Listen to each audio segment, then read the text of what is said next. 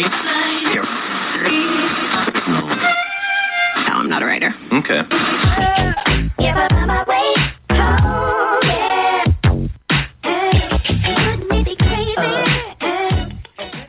Black Talk Radio since 2008, providing new black media for the masses.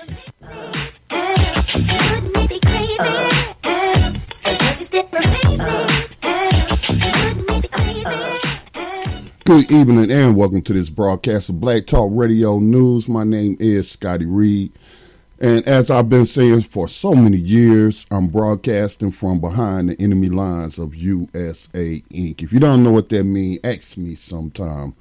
All right, so tonight we are going to focus on Ukraine again.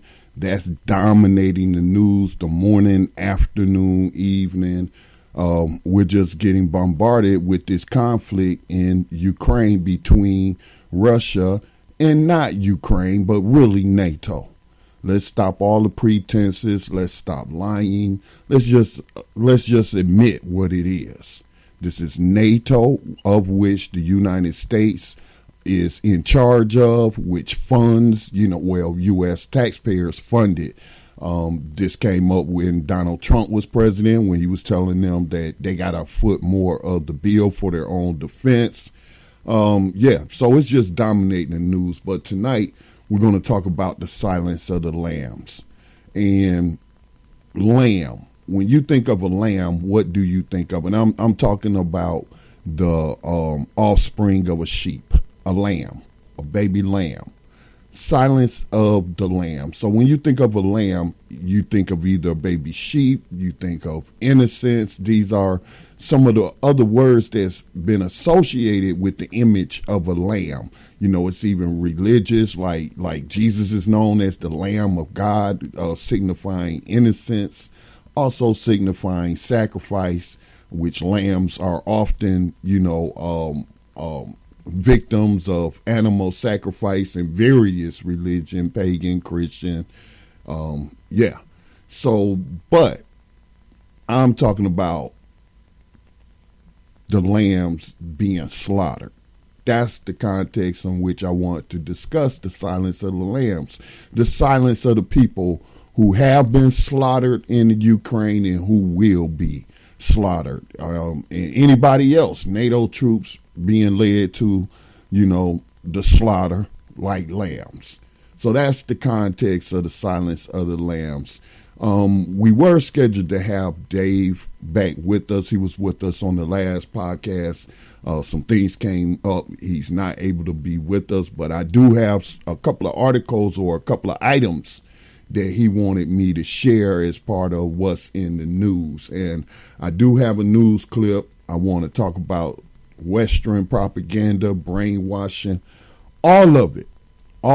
And it's just so sad to see the machine work so well. And this isn't the first time. This is any time the United States needs to, but desires to attack another sovereign country, usually for resources or other quote unquote strategic interests, like having a base there or having a government friendly to what you want to do or what you want to put within the borders of that nation. And so this media machine, they all, like Dave said last podcast, when they all saying the same thing, it's propaganda. It's propaganda. And pretty much they always say the same things. Now, that doesn't necessarily, when news is reporting on, let's say, the January 6th insurrection, which I'm starting to now view as Malcolm said, the United States chickens coming home to roost. Once I'm going to share with you some video clips in the context of the silence of the lamb from this documentary, which was produced by Oliver Stone, and it's called Ukraine on Fire. It wasn't just produced last week or last month. It wasn't produced, after Russia and we can call it an invasion after whether they was invited in or not by the Russian-speaking Ukrainians who inhabit the east and those other regions, Donbass and the other region that declared their independence. Okay, so there's a lot to get into. So I got a lot of clips, and in this documentary, you cannot watch this documentary specifically about Ukraine. This was made in 2016. Again, wasn't made yesterday. It's not part of the prepackaged media. Once you watch this documentary, they'll even touch upon how media, specifically social media, is used to start coups. You can call them revolutions. You can call them regime change. There's different words that people use depending upon the light that they're trying to paint on that particular quote unquote revolution. But that documentary touches on mind control and how this has just been standard operating procedure for so many decades with the U.S. government in partnership with your corporate news outlets. And then now you have social media, you have Facebook and Twitter, and they are banning and censoring people. You have the Twitter mobs that go after people like Tulsi Gabbard, who's been pretty consistent over the years about the United States needs to stop being so aggressive militarily around the world. There's other people like Ron Paul on the right who talked about blowback. This is from the Cools. You know, he talks about the blowback from overthrowing the Iranian democratically elected president. And so, and then to just heighten the hypocrisy, they always put it in the terms of they're spreading democracy when they're actually overthrowing democracies. They're overthrowing the governments of those who won in elections fair and square, as they say, in the United States State Department, whatever presidential administration. They all seem pretty consistent when it comes to foreign policy. There's not much disagreement until, Trump came along on NATO, but all the other administrations, they all have been pumping money into it and all for expanding it. But I'm going to share a couple of excerpts from that documentary to talk about the silencing of the lambs and the people that's being slaughtered, the people who have been slaughtered. In this particular case, the Jews who were slaughtered in Ukraine by Ukrainian Nazis, since, again, we have mainstream media engaged in the whitewashing of Ukraine, the using Zelensky's alleged Jewishness, because I don't think anybody ever heard that he was part Jewish. Someone in his family was Jewish, therefore he can claim heritage. I think it's passed through the women. If your mother was a Jew and your grandmother was a Jew, don't quote me on none of that. Talk to a person who practices that religion. They can help you out with the details of how that works. But he's claiming that he's a Jew, so he can't be a Nazi. And that's just simply not true. That's just simply not true. And history is the judge of whether that comment is based in any kind of logic, or is it just merely propaganda to try to whitewash the people that Zelensky, the president of Ukraine, has been collaborating with? Because the Nazis had their collaborators, their Jewish collaborators, their European, other nations in Europe that were collaborating, your French collaborators. As I think I pointed out on social media in a post once before, when I look at African Americans, people of African descent in the United States that are descendants of victims of slavery, we've had our collaborators and what have you. It was a few collaborators that fought on the side of the Confederacy. One man in particular from South Carolina who owned victims of slavery, was victimizing people himself.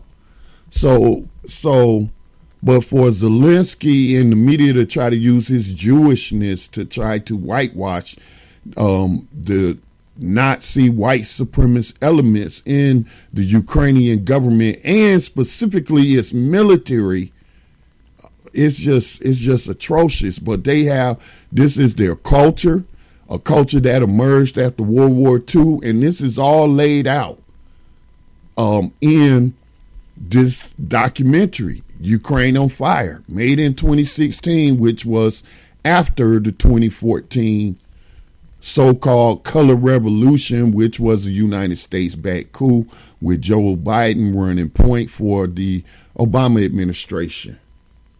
While, they were just bringing up, you go back to the 2020 election, Biden versus Trump, which Biden did beat Trump. He did.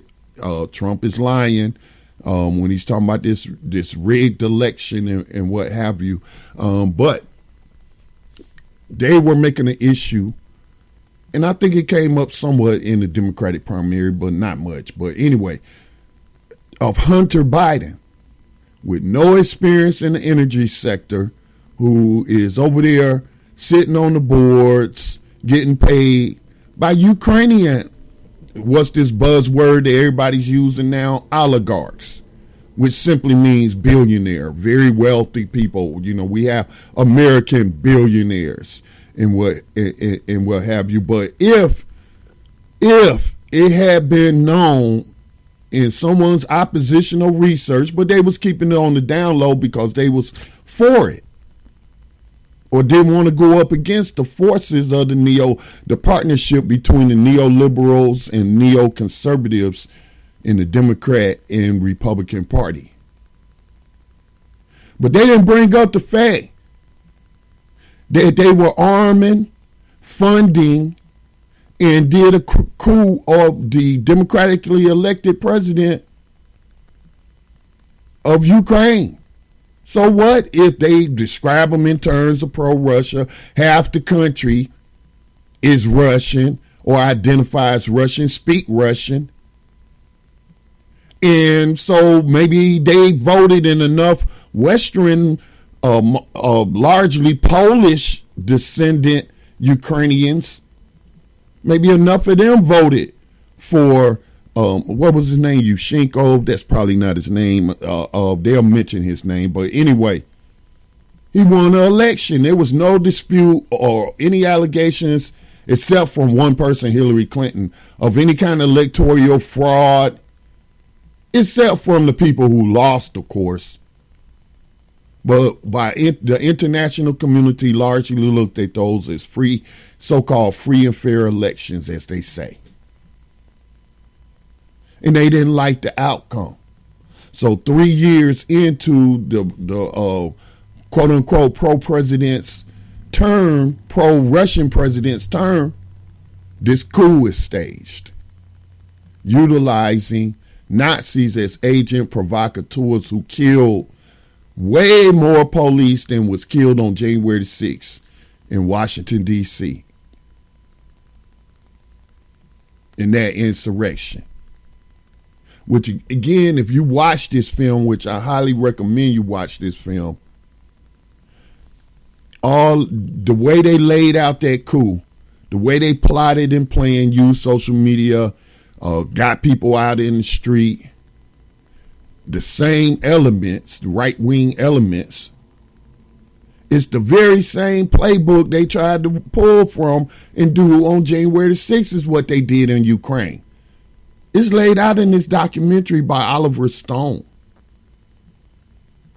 So that's what I'll be discussing here for the next maybe 2 hours. If you would like to ask me a question, if you have a comment, you can give me a call at 626-213-5779. That's 626-213-5779. But we'll be focusing mostly tonight on the silence of the slaughtered, lambs in the Ukraine. Now, Dave was supposed to join me tonight, but he was unable to for whatever reasons. I haven't been able to get in touch with him. But do check out that last podcast that we did. And, in preparation for tonight, I had asked him, what was a couple of articles you might share. And he sent me a couple of items, so I'm going to go ahead and share them and give you my thoughts on what he shared. Moscow, and I always give the sources, SputnikNews.com, which is a Russian subsidized news outlet, no different than any of the subsidized news outlets that the United States has all over the world. But Moscow vows strong response to U.S. sanctions that will be painful for Washington.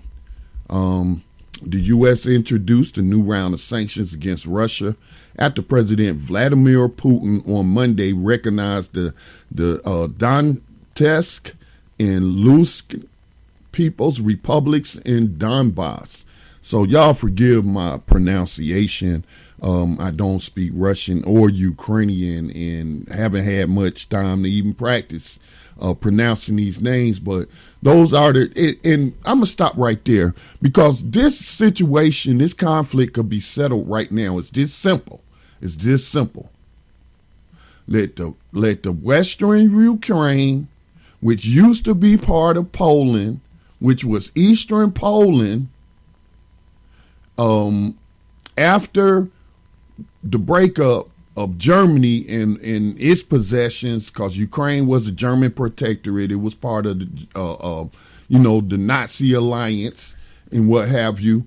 But when they settled it, the Allies settled it, meaning the United States and Russia settled it, and they made Ukraine, it was like half of Poland or portions of Poland was lumped in with some areas of what they're calling now East Ukraine, these Russian-speaking people that's lived there thousands of years, been settled there, but they identify nationally as Ukrainian, but culturally and linguistically, they're Russians.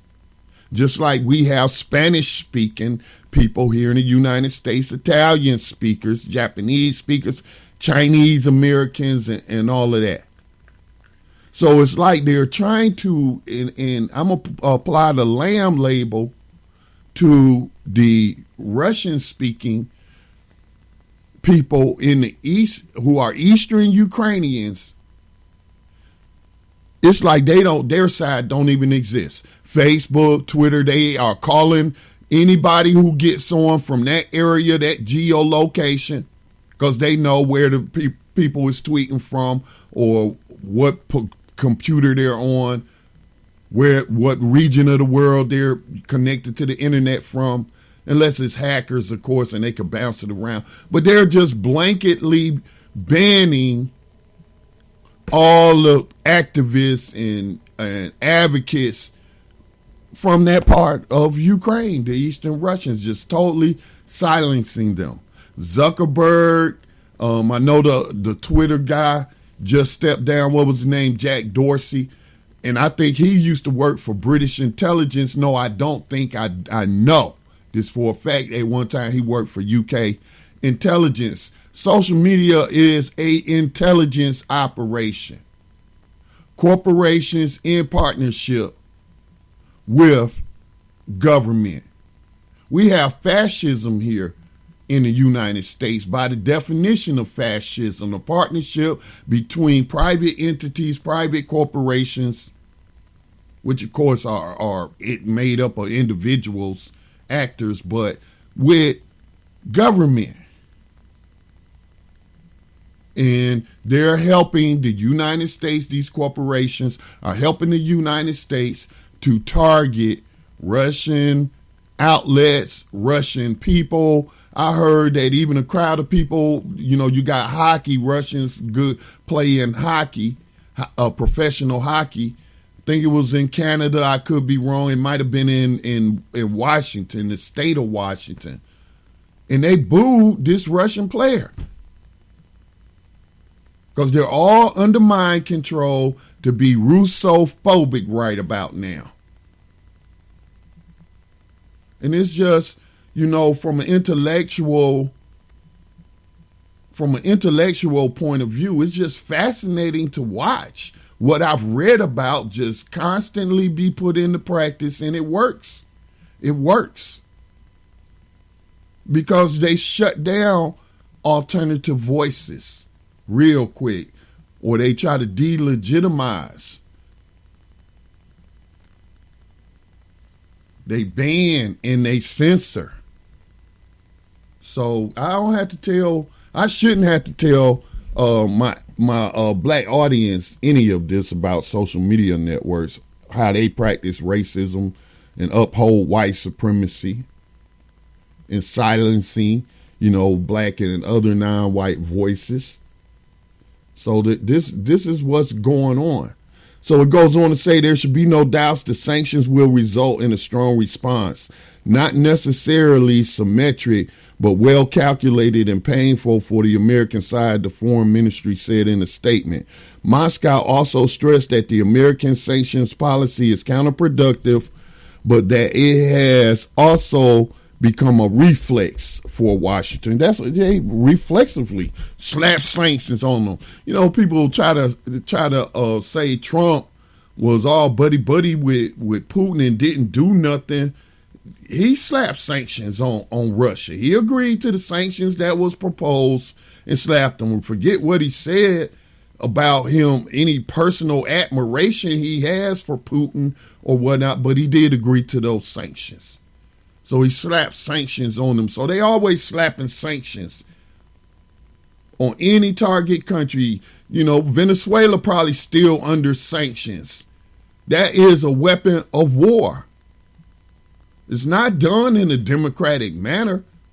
It's not like there's some world court, not even at the UN, where you can go and they have to prove a case against you or why the world should participate in sanctioning you or kicking you off SWIFT, the banking system. No, you don't get to face your accusers in a court of law with a judge who is objective, who is neutral, who is hopefully grounded in getting at the truth and producing justice. That's not what we have. They just slap sanctions. We're seeing all these sanctions on billionaires, and they're making a big show of taking their yachts and what have you.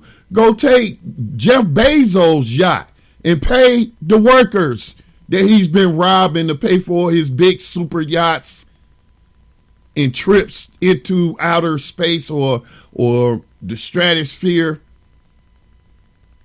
You think about the past 100 years that U.S.-based corporations, the damage they have done, the regime change they have brought about by getting the U.S. government to do these coups in these South American countries. That's how Hawaii became a state. They seized it.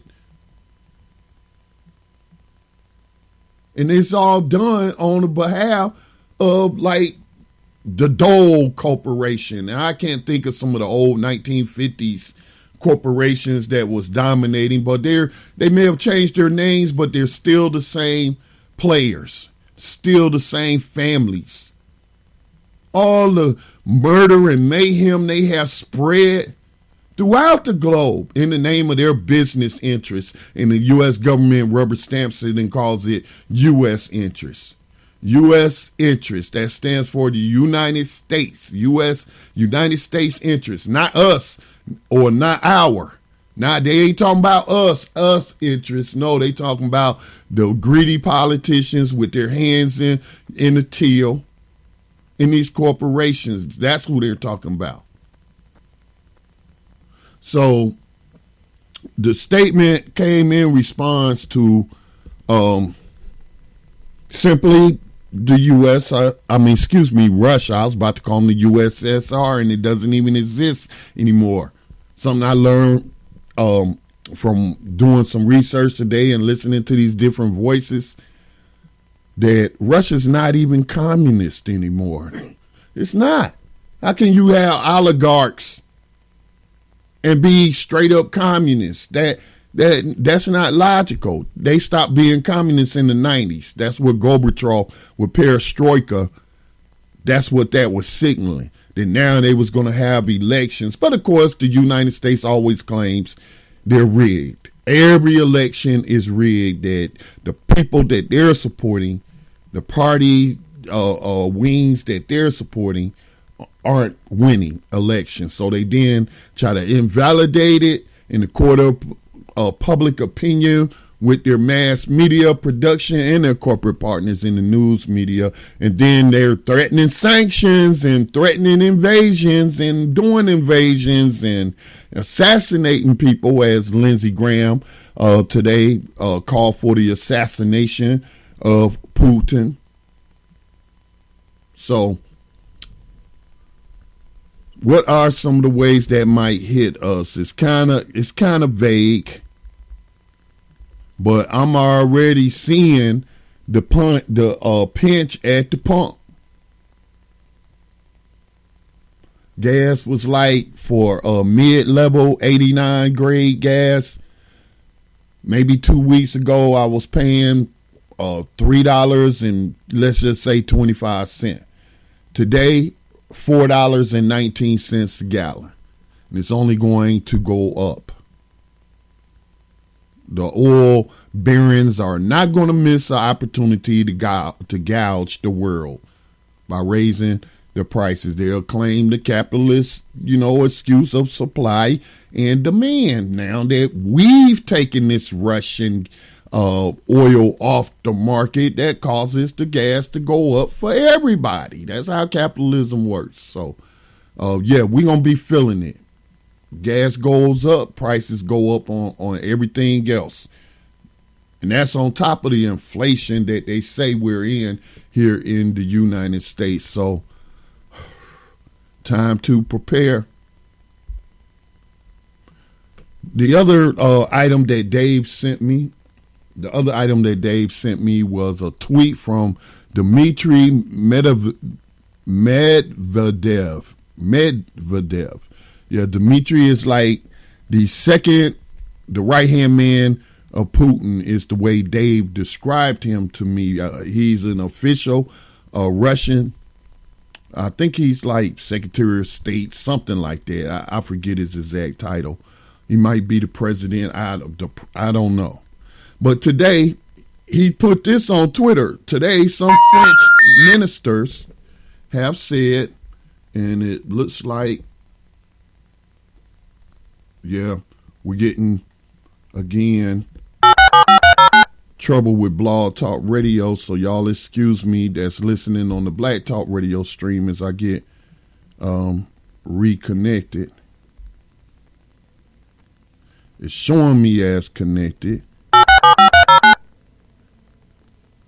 But I think that I am being censored, and whatever point you got cut off on Blog Talk Radio, we will be uploading the podcast as this is being recorded on our Black Talk Radio station. The thing is, though, I won't be able to play those clips on that board, and I won't be able to take your phone calls.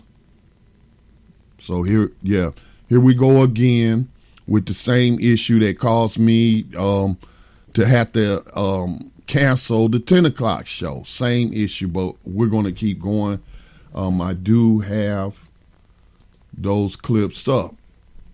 So, first thing that I'm going to do is start off with a Morning Joe. They had a highlights. Morning Joe is MSNBC, which is particularly egregious in its one-sided presentation of the conflict, and not just the fact that most mainstream media in the West, including Britain, France, Europe, everybody that's allied against Russia, as if they're up against the, former Soviet Union with all of these different satellite states. No, it's just Russia now. Yeah, they do got a stockpile of nuclear weapons, and, they have put their people on high alert. And I was reading an article earlier today about why Putin is so paranoid. And it's not paranoia that's rooted in any kind of delusion, but when you looking at regime change after regime change after regime change all over the planet, he was particularly upset with what happened to Muammar Gaddafi, how he was dragged through the streets by jihadist militias that the CIA had supported. Saw Hillary Clinton laugh about him being murdered at the start of the conflict or the escalation, saying Hillary Clinton saying we can't wait till you capture him and kill him. Yeah. Again, hearkening to Lindsey Graham, who was saying that it looks like I got a call, but I can't take the call because I won't be able to hear him. But Lindsey Graham called for the murder today. Let me see if I can hear this person. Okay, this person's hung up. They was calling in because we lost the audio. So Blog Talk Radio, you can claim that this is a coincidence, but 2 times in a row, and then the topic of the broadcast and I guess listening in to what I'm saying to cause me these problems. This is just shameful. Shameful behavior, undemocratic, and outright offensive, especially with me as a paying customer. This is disgusting behavior. Censorship. This is what fascists do. So let me continue on with our Black Talk Radio digital radio stream audience. All right, so let me go ahead and just shut this down. We'll end that episode and we'll talk among ourselves, Black Talk Radio fam. Let me go ahead and pull up Google Voice. And if you would like to ask a question or a comment, you can give us a call at 704-817-2161. That's 704-817-2161. Or you can also text us to the same number. So let me go ahead and play this Morning Joe propaganda clip. This was March 4th, this morning, taken from some of his highlights, and pay particular attention to some of the things that they're going to talk about, because we are going to debunk that. We're going to debunk that. But before I do that, let me go ahead and take a station identification break. And then once we do that, we'll get into this clip. You are tuned in to the Black Talk Radio Network. For podcasts and live program scheduling, visit us on the web at blacktalkradionetwork.com. You are tuned in to the Black Talk Radio Network. For podcasts and live program scheduling, visit us on the web at blacktalkradionetwork.com.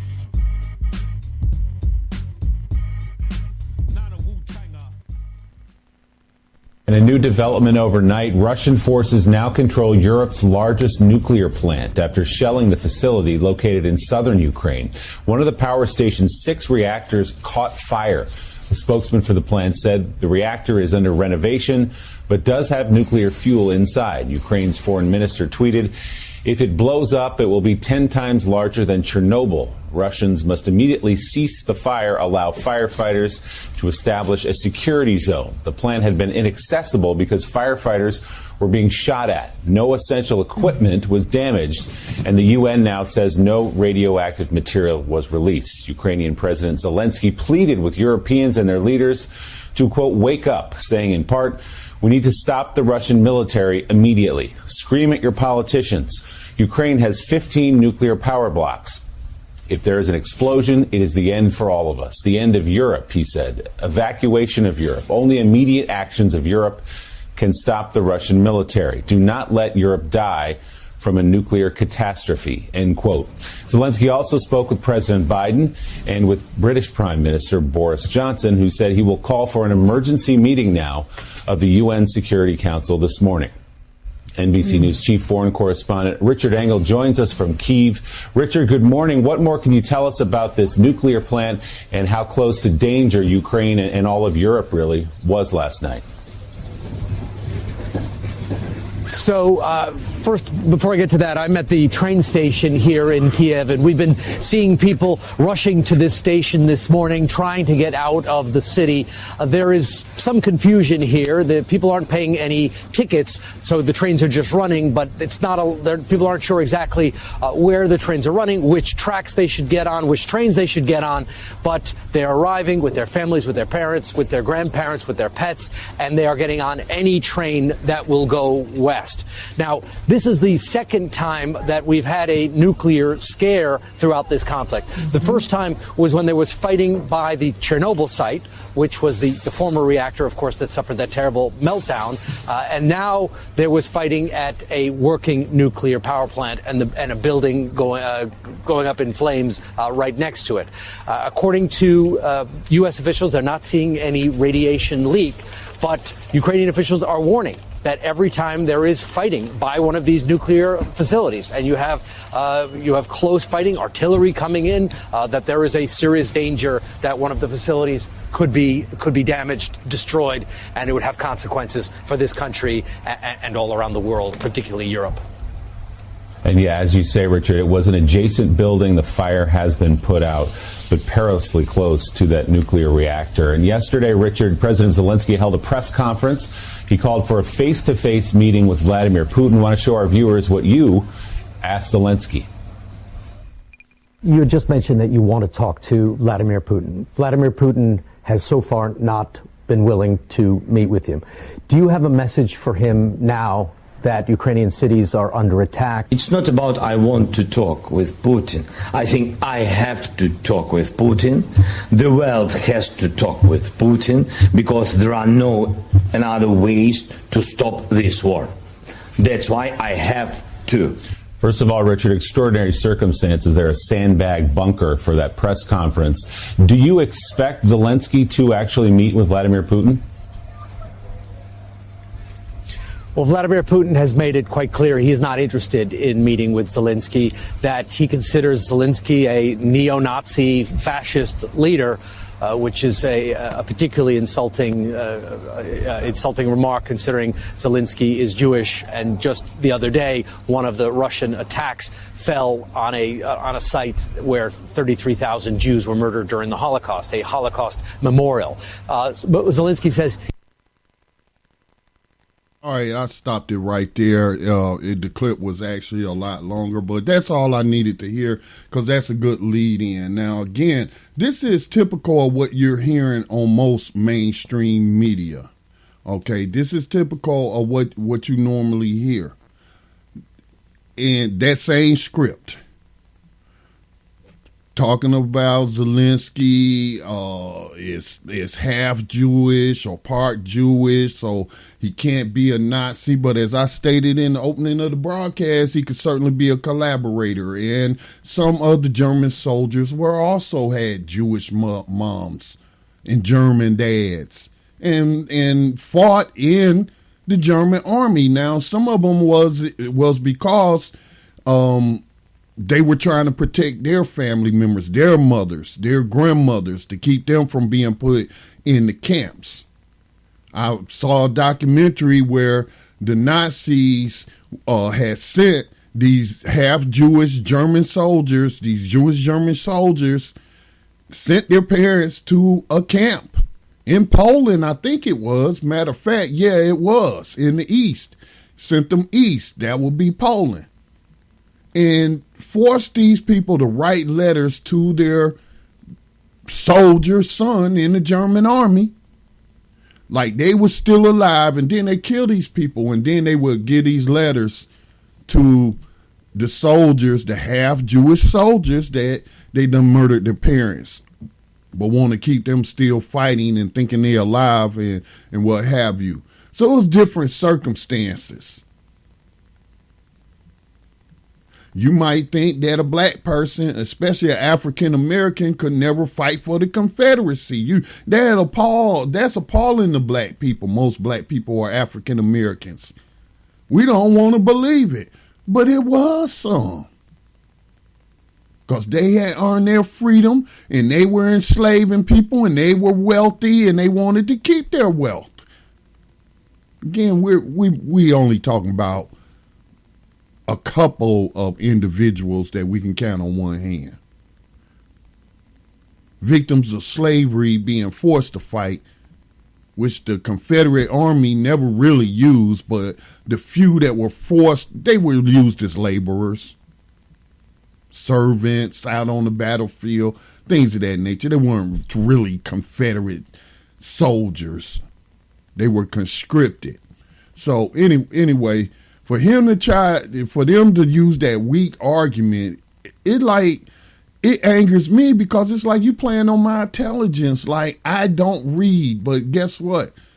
They're not playing on my intelligence, or people who do read, especially history, and read, watch these documentaries, know a little something about, what's going on in the world in the past 200 years from a United States perspective, but also going on with the rest of the globe during that time period. But they're playing on the uneducated, misinformed ignorance of the masses that don't know these things. They're too busy in the rat race. A lot of people don't have time. They don't have leisure time to read. Others choose not to. It's so much easier to turn on the television and tune in to one of the alphabet networks that sold the American public on too many wars to name. So they're saying, and then they want to say that, I saw another story, CNN said that Ukrainian engineers at this nuclear plant were being forced at gunpoint to work. That don't make sense to me. Do you mean to tell me that if I was a Ukrainian engineer working at Chernobyl in this nuclear facility and it's about to melt down, that somebody's got to force me to do it? Who's holding them at gunpoint? Presumably the Russians, right? Or that's what they want you to think. I don't know. But that doesn't make sense to me. Why would you have to force an engineer to prevent a nuclear meltdown? It's going to kill him, his family, it's going to kill the whole region. So I don't trust that report. And then we hear that from MSNBC, Morning Joe, they just said it was a building adjacent to the nuclear plant that was on fire. The plant wasn't on fire. So CNN lied. They were forcing Ukrainian engineers to stop this, to work on the plant and keep it from melting down while being shot at by who, though?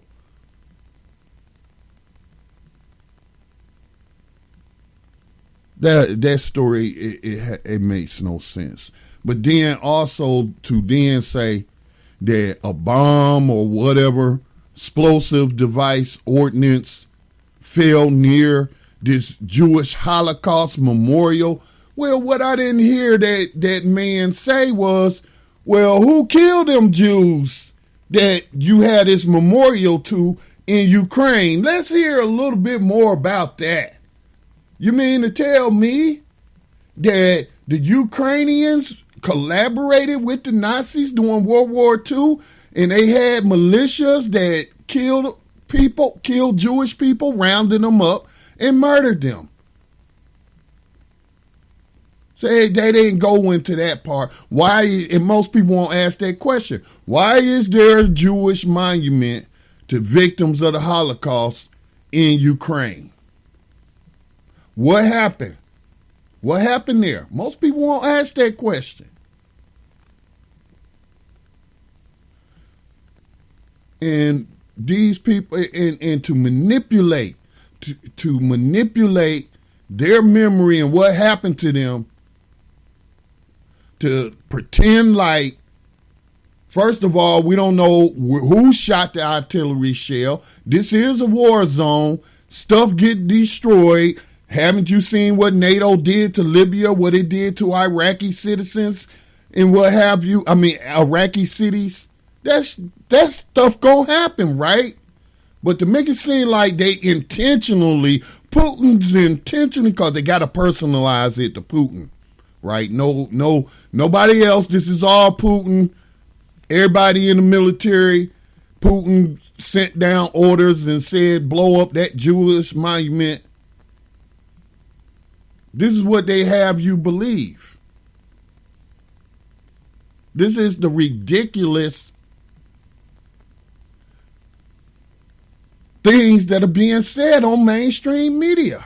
And because they got good diction and they got their university journalist, degrees, getting paid tens of thousands a year, if not some of these anchors, I call them performance artists, making millions to lie. They don't lie about everything, but they're always pro whatever the U.S. State Department is saying about another country. They engage in the name calling. They did it to the Venezuelan leader, Chavez. Oh, he's just the worst on this earth. Maduro. Oh, we got to invade. We got to invade the elections, even though they use fingerprints for your election and you get a receipt. So Jimmy Carter described it as some of the most secured elections in the world, if not the most, in Venezuela. And the United States talking about because Maduro won against the right-wing elements in Venezuela. Talking about doing a coup. Get their right-wing thugs in Venezuela, start attacking people in the street. Then the military or the police are forced to respond. And then they're attacking their own people. And this is, people, how many times is this going to work on you? How many times? Jesus, they got to be laughing. They just keep recycling the same old over and over, and the majority of the masses keep falling for it. But, so they will have you believe that all this stuff about Nazis in Ukraine is just a Putin talking point. He making this up. Go watch Ukraine on Fire, which was made in 2016, produced by Oliver Stone. I forget the female writer's name. But go look it up before they take it down. It's on YouTube. They're already putting up warning signs on it talking about some viewers find this to be offensive. Yeah, I do find it offensive that the United States helped Ukrainian Nazis guilty of heinous war crimes, mass murder, escaped the Nuremberg trials. Now, this was made in 2016 by an American. This is from that documentary. This is a clip that I have titled Ukrainian White Supremacist Roots. This is clip number 1. Has been the pathway for Western powers as they attempted to conquer the East. In World War I and World War II. And every time, the Ukrainian people ended up paying the highest price for these grand games of power. History doesn't repeat, but it surely rhymes, said Mark Twain. If one looks closely at the history of Ukraine, one will notice many rhymes. Being surrounded by stronger powers, Ukraine has needed a lot of cunning to survive, and the art they truly mastered with time is the art of changing sides. In the middle of the 17th century, Ukrainian leader Bogdan Khmelnytsky broke a truce agreement made with Poland, siding with more powerful Russia. Just over 50 years later, as the Russian-Swedish War was raging, another Ukrainian leader, Ivan Mazepa, broke the union with Russia when he switched sides, joining forces with the Swedish invaders. Many times, Ukrainian history was written by third parties. Seeking to keep the gains of a revolution at any cost, Russia agreed to the humiliating conditions of the Brest-Litovsk Treaty of 1918, which turned Ukraine into a German protectorate. Another historical document that changed the fate of Ukraine was the Molotov-Ribbentrop Pact of 1939, one of many such agreements being signed between European countries and rising Germany. Attempting to protect his nation from the approaching Nazi threat, Joseph Stalin negotiated a treaty of non-aggression with Adolf Hitler. While promising each other peace, the Soviet and German foreign ministers Molotov and Ribbentrop realigned the map of Eastern Europe, splitting it into German and Soviet spheres of influence. No sooner had the Molotov-Ribbentrop Pact been signed than Poland was split. And in September of 1939, Eastern Poland awoke to be Western Ukraine and a part of the family of Soviet republics and the USSR. But even this bold dividing of lands and nations only delayed the inevitable. Germany broke its promise to the USSR. On June 22, 1941, Germany invaded the USSR, launching Barbarossa, the largest military operation in world history.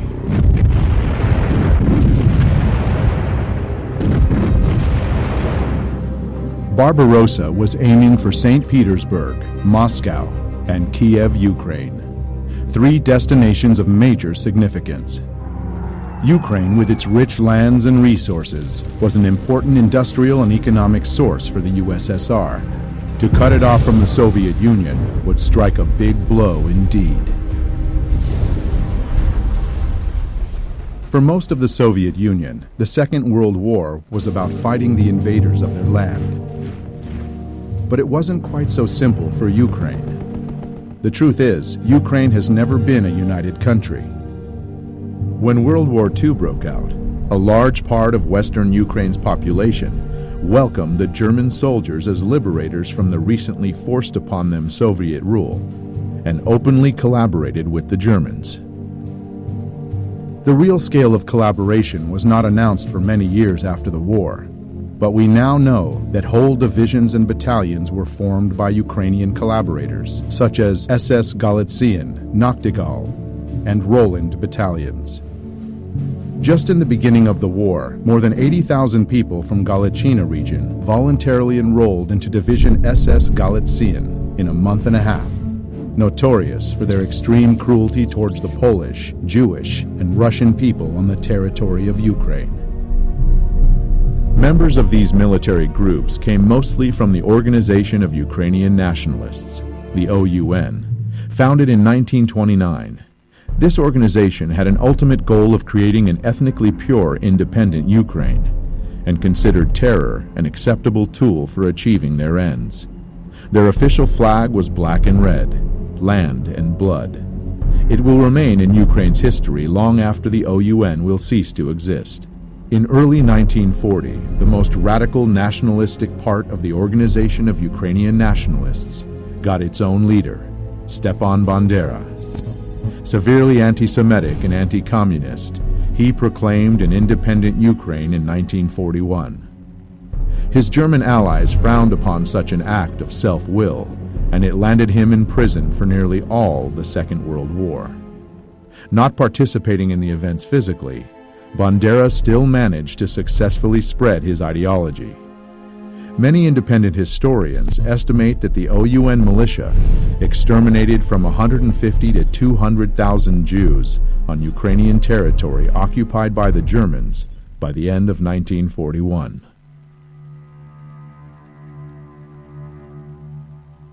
The most notorious and outrageous massacre took place September 29th and 30th, 1941, in Babi Yar, Kiev. All kikes of the city of Kiev and its vicinity must appear on Monday, September 29th by 8 o'clock in the morning. Bring documents, money, and valuables, and also warm clothing, linen, etc. Any kikes who do not follow this order and are found elsewhere will be shot. 33,771 Jews were killed in this two-day operation of the Nazis and Ukrainian militia. Another outrageous massacre was carried out by the Ukrainian insurgent army and the Bandera faction of the Organization of Ukrainian Nationalists in German-occupied Polish Volhynia and eastern Galicia between 1943 and 1944. This genocide of Poles was led by Mykola Lebed. 35,000 to 60,000 people in Volhynia and 25 to 40,000 in eastern Galicia fell victim to this massive ethnic cleansing operation. Sensing the inevitable loss of the German troops, the Organization of Ukrainian Nationalists gave up on their former ally and began fighting equally against the Germans and the Soviet forces.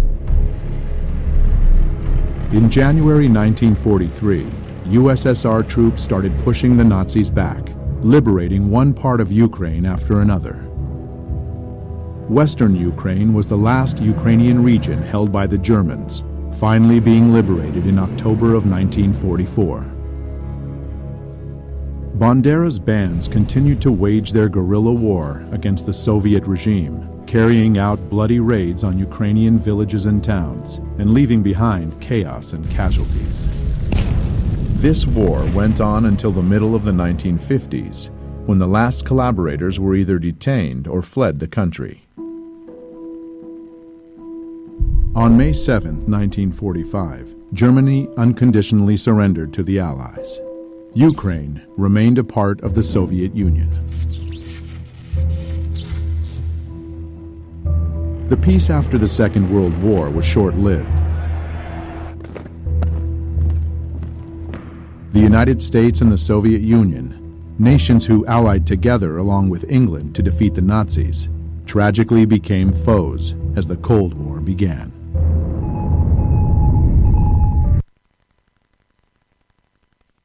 All right, so that was clip one. Again, that was taken from the documentary by Oliver Stone made in 2016. 2016. How timely is this film in 2022 for those that want to be informed from an objective source? So this is why they have that monument to the Jewish victims of the Holocaust in Ukraine. Murdered, raped, and robbed by Ukrainian militias. And then we have U.S. media, French media, British media, European media whitewashing this history. Whitewashing this history. We got Zelensky, who alleges that he's half Jewish, selling out these people and using them as a prop, a propaganda prop. Oh, look at the Russians. Putin is trying to destroy our monument to the Jews, and he's calling me a Nazi and a fascist and all of this. And I'm half Jewish, so I certainly couldn't be, but you're a collaborator. It is well documented the Nazis, militias, Ukrainian militias who are white nationalists, all this is documented, were integrated into the Ukrainian military in 2014 because they helped the United States put their puppets in power in the Ukraine, again with Joe Biden running point. Hunter probably doing some background work while getting paid on an energy board, something he didn't even have experience. He might have been, Hunter was probably working for the CIA as well. Who knows? I'm sure they knew all about what Hunter was doing. And I'm sure that Joe Biden knew what happened in that 2014 coup, who the principal players were, who were attacking, destroying government buildings, government property, killing police officers, beating them. Again, you look at what happened in Ukraine in 2014 to overthrow their democratically elected president 3 years into his term. And you look at what happened here in the United States. January 6, 2021, with the assault on the nation's capital, attempts to take Congress members hostage, the erecting of a hangman's, what do they call those? They don't call them guillotines. That's the French execution method. But the gallows, erected some gallows and chanting "Hang Mike Pence," all based on a lie. With agent provocateurs among them, some of them facing seditious charges. I read that the first person has been convicted. He pled guilty to sedition. Of course, he's going to turn state witness against his co-conspirators and the quote-unquote Proud Boys and the other militias that were involved. It's like Trump said, you know what? Since I've been president and I've read the playbook on what y'all did in the Ukraine, I'm going to try that right here at home. Chickens came home to roost. Then people talking about they're Christians and they don't understand the principles of reaping and sowing.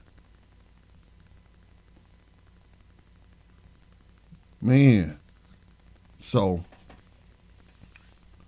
that's the history, the silencing of the history of the slaughter of these lambs. They're being thrown under the bus, used as propaganda props, as if Putin ordered the destruction, as if the Russians are the anti-Semites. Wow.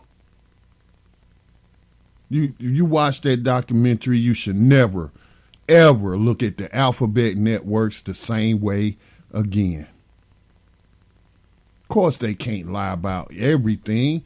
They got to be truthful on some things, especially when it's in their interest. Trump attacked not only the U.S. government, but corporate media. So now, these Nazis they mentioned the guy Stefan Bandera. They even have monuments to him. Now, if a monument to this Nazi collaborator, this Ukrainian Nazi, if the statue of him got blown up by the Russians, would you think the Western media is going to cover that?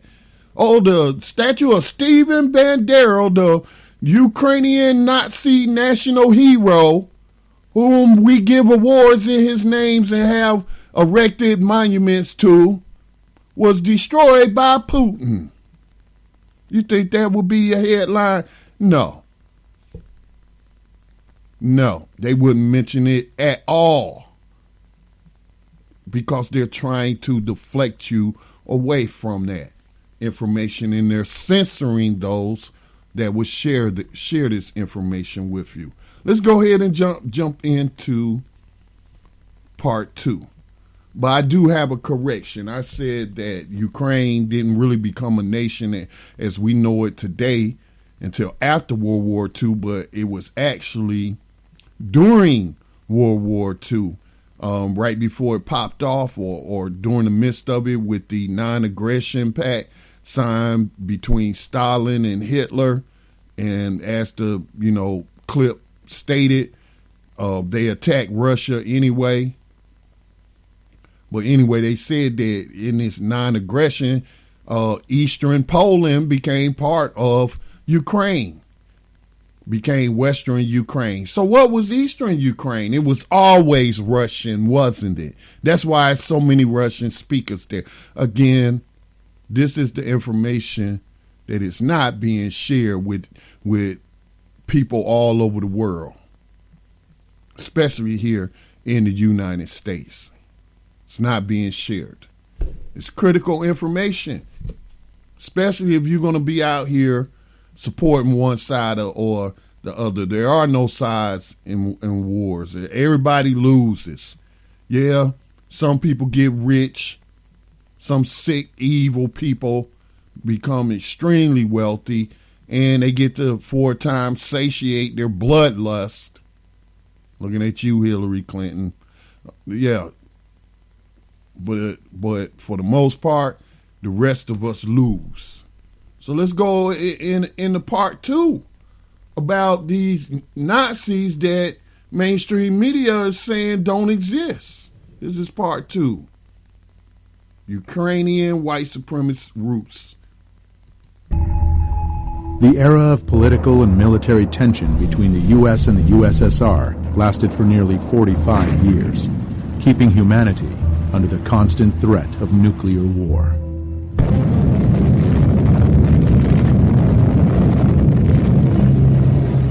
In this battle, the United States never lost sight of Ukraine's importance. U.S. intelligence kept a close eye on Ukrainian nationalist organizations as a possible source of counterintelligence against the Soviet Union. CIA documents that just recently have been declassified show strong ties between U.S. intelligence and Ukrainian nationalists since 1946. From the CIA agency report, it is clear that they were not mistaken about the nature of Ukrainian nationalist organizations or their leader, Stepan Bandera himself. According to an OSS report of September 1945, Bandera had earned a fierce reputation for conducting a reign of terror during World War II. After the Second World War, Bandera and other Ukrainian Nazi leaders fled to Europe, where the CIA helped them hide. The CIA later informed the Immigration and Naturalization Service that it had concealed Stepan Bandera and other Ukrainians from the Soviets. The operations involving Ukrainians continued for many years. The Nuremberg trials of 1945 and 1946 brought the political, economic, and military leaders of fascist Germany to justice and revealed to the world the monstrous face of Nazism and the crimes they committed. But the Ukrainian Nazis were spared the same fate, and some were even granted indulgences by the CIA. By 1954, the agency excused the illegal activities of the OUN security branch in the name of Cold War necessity. In 1949, Mykola Lebed, the man responsible for the massacres in Volhynia, was moved to the United States, where he died in 1989 without ever being investigated or pursued as a war criminal. The CIA moved to protect Ukrainian nationalist leader Mykola Lebed from criminal investigation by the Immigration and Naturalization Service in 1952. Perhaps Bandera lost his use to the U.S., or maybe KGB agents outsmarted the CIA. But in 1959, Stepan Bandera, the leader of the Ukrainian nationalists, was killed in Munich, where he was hiding under the name of Stefan Popel. It would be fair to say that Bandera became a major symbol of Ukrainian nationalism by sheer chance, for he was neither its only leader nor its most powerful one. Dmytro Dontsov was the father of the far-right totalitarian doctrine in Ukraine. Andriy Melnik was the leader of another faction of the OUN. Roman Shuhevich was a general of the Ukrainian insurgent army, and others contributed greatly to the movement. Bandera's dangerous ideology, suppressed by the communist authorities but supported by external forces, never really died. The seeds of Ukrainian nationalism were passed from generation to generation. Unfortunately, it was just a matter of time before they would once again blossom.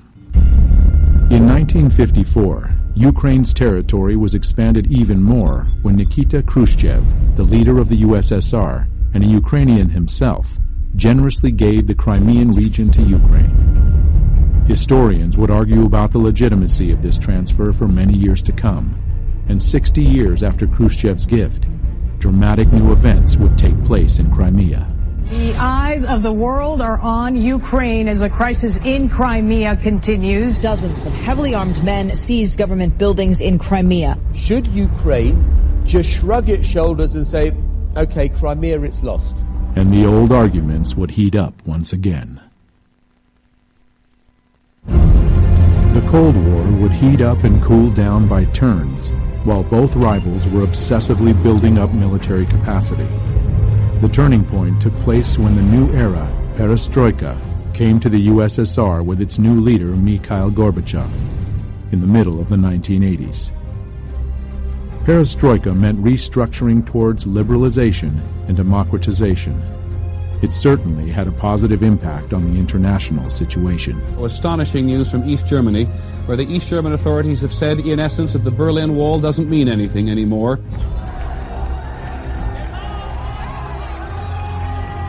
But inside the USSR, the weakening of Kremlin control had different consequences. In Ukraine, a nationalistic political organization, Narodny Ruch, or People's Movement, emerged in 1989 due to this new openness. They advocated for independence of Ukraine from the USSR and became an incubator for leaders of Ukrainian neo-Nazism. In 1991, one of them, Oleg Tyagnybok, founded Svoboda, an openly radical nationalist party preaching the good old principles of Bandera. Вони готувалися і боролися з москалями, боролися з німцями, боролися з жидвою і з іншою нечистю, яка хотіла забрати в нас нашу українську державу. Purge Ukraine from the Jews and Russians, Ukraine for Ukrainians, and so on. His statements got him 5th place in the Simon Wiesenthal Center Top 10 Anti-Semitic World Leader Rankings of 2012. But also, sadly, attracted numerous followers. Dmitry Yarosh founded another extreme right organization, Trizu, or Trident, in 1994.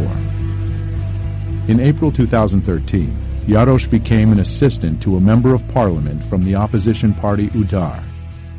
Later that same year, he would become the leader of the most radical Ukrainian Nazi group, the Right Sector. Andrei Parubi would soon appear leading a whole army of ultranationalist warriors. And the torch marches would once again light up the streets of Ukrainian cities.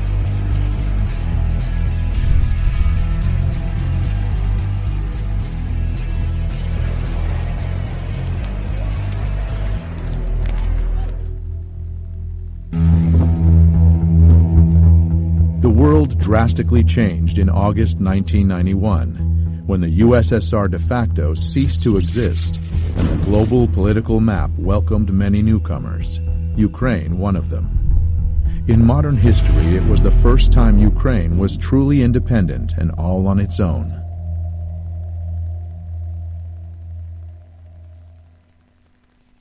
The red flag came down over the Kremlin tonight as President Gorbachev resigned and brought to an end 7 decades of communist rule in the Soviet Union. The years after the disintegration of the USSR became known as the Crazy 90s in all the post-Soviet territories.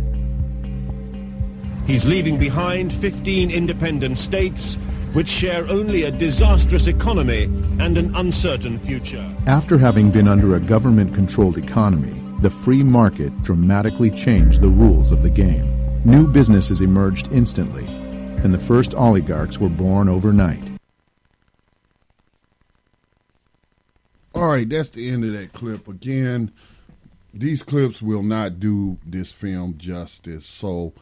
But we get up into the 90s where, again, we keep hearing that Russia's communist, and that was the end of communism with perestroika. And they've had elections ever since. This is what defines democracy, right?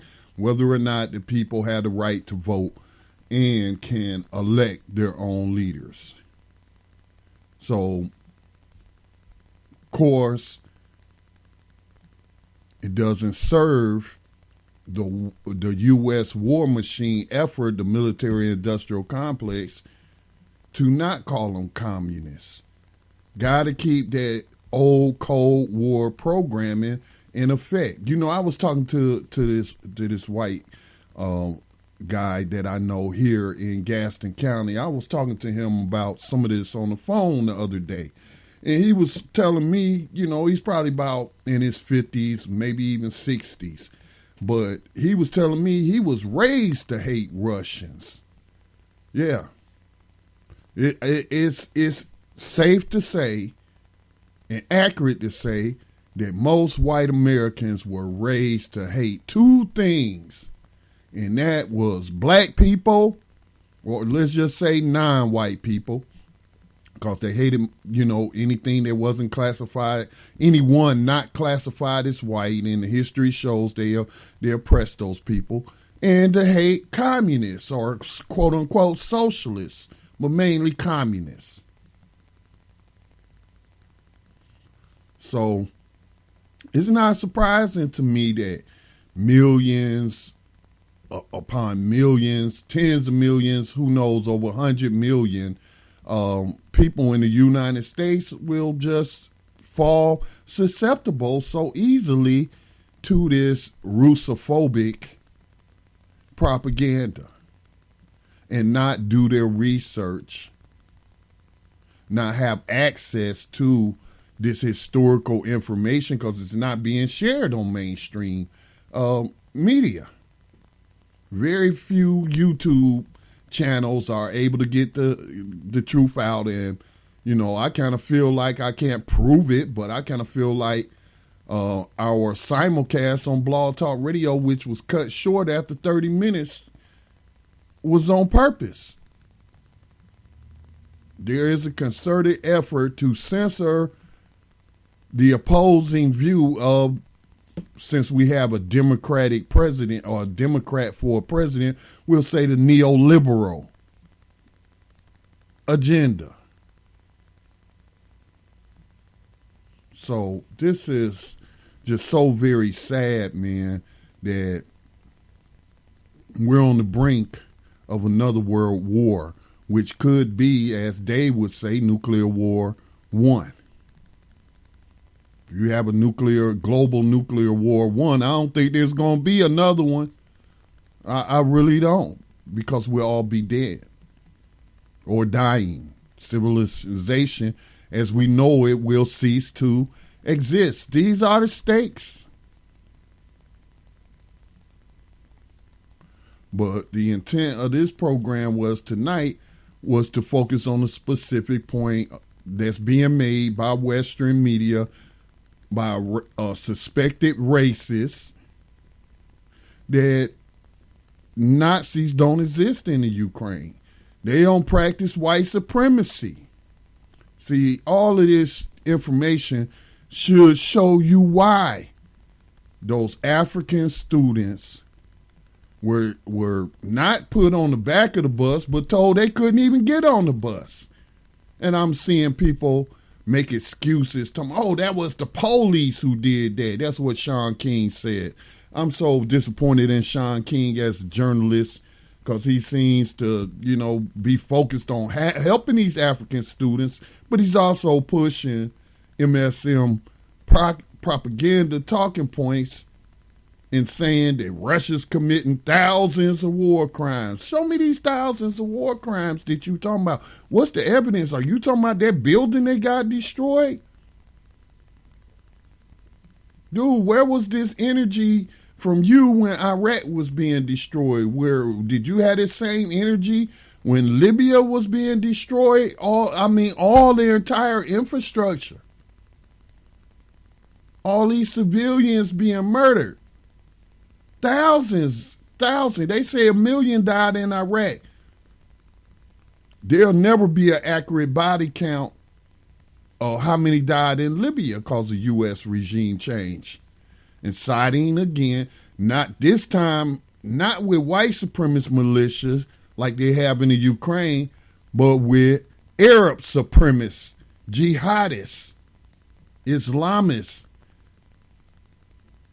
Now Libya is a training ground for them. And Ukraine has been a training ground for white supremacists from all over the world. There's a call out. There's articles out now by white supremacist far-right groups from all over the world are going to the Ukraine to help them fight Russians. I'm telling you, as a black person, I don't have a dog in this fight. My survival is not on the line here.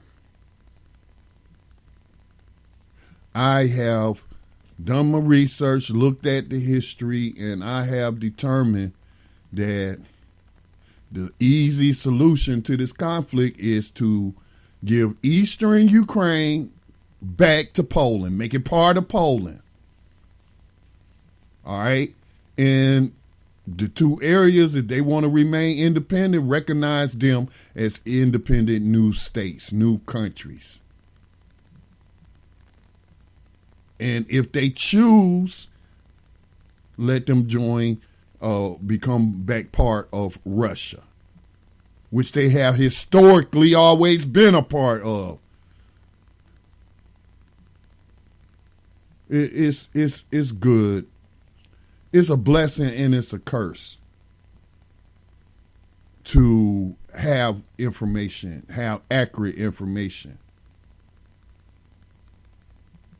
Because who doesn't feel good about knowing they put in the work before they came to whatever conclusions? As opposed to somebody who's just being led by the nose by people with an agenda that doesn't align with justice or world peace, for that matter. Why? I don't even know if we should even be asking why people do these things. Because I don't think we'll ever figure out why. Greed, power, narcissism. I guess it's a number of things, huh? Well, again, media's been lying to you.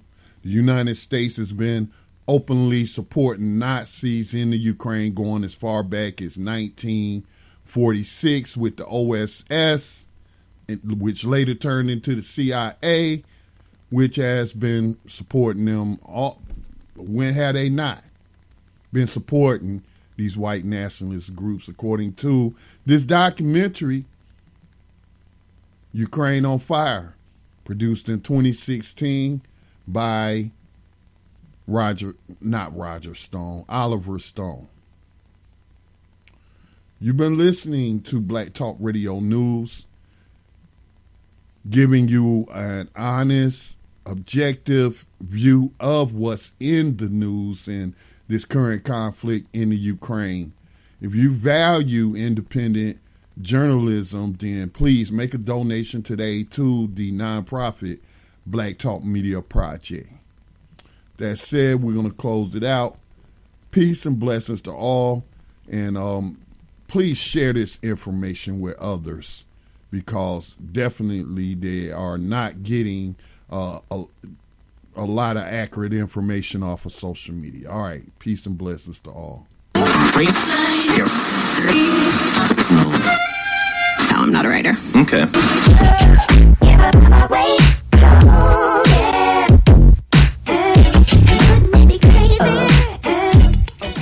Black Talk Radio since 2008, providing new black media for the masses.